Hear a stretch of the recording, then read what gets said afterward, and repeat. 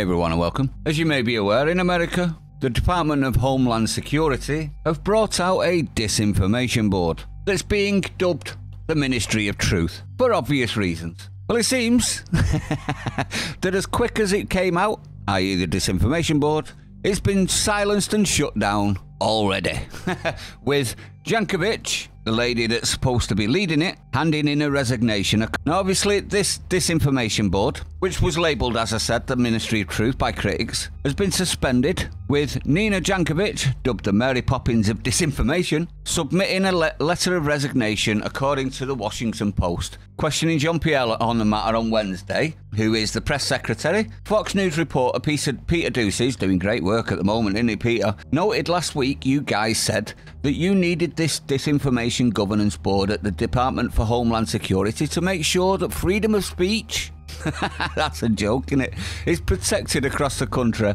Freedom of speech means that you don't have the right to say what's disinformation or not. And that these platforms are not used for forums of disinformation. So what's changed? So let's have a quick look at exactly what she said, shall we? So what changed?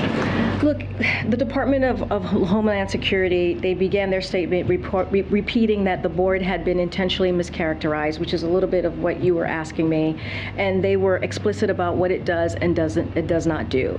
It was never about censorship, policing speech, or removing content from anywhere. Its function was to keep Homeland Security officials aware of how bad actors, including human smugglers, transnational criminal organization, and foreign adversaries could use disinformation to advance their goals. As Secretary Michael said, he has asked former DHS Secretary Michael Chernoff and former DAG Jamie Gorelick to lead a thorough review. This is the pause that I was talking about, an assessment as members of the bipartisan Homeland Security Council Advisory Council. The board will not convene during that period, but the departments work across several administrations to address disinformation that threatens the security for our country is critical and will continue. So that work is going to continue. So you heard that there.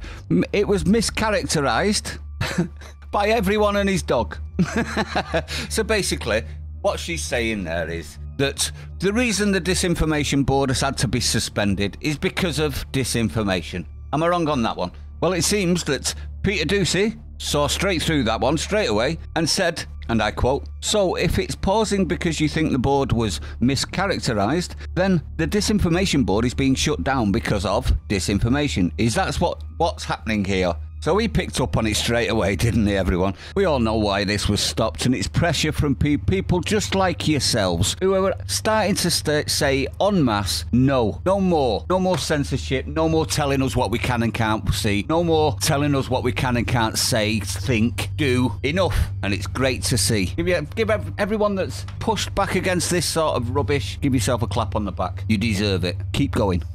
Now, obviously, Jankovic, being who she is, the partisan, decided to go on MSNBC and complain and moan and effectively scream, "Oh, woe is me." Now, she claimed that disinformation is the reason that the Disinformation Board is on hold, which is absolutely ironic, isn't it?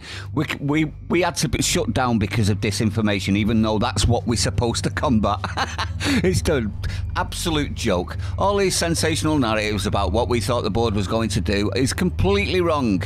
Now, this is effectively her trying to make out that she wasn't partisan. In fact, she was nuanced and liked to listen to all sides. Now, this is despite the fact that she previously compared free speech to fairy dust and promoted the lie that Hunter Biden laptop was a Russian disinformation. Oh, and she cited the Steele dossier writer, Christopher Steele, as an expert on disinformation. So, 100% partisan. But she also asserted that she wasn't a partisan and it was wildly out of context. So, absolute joke, in my honest opinion.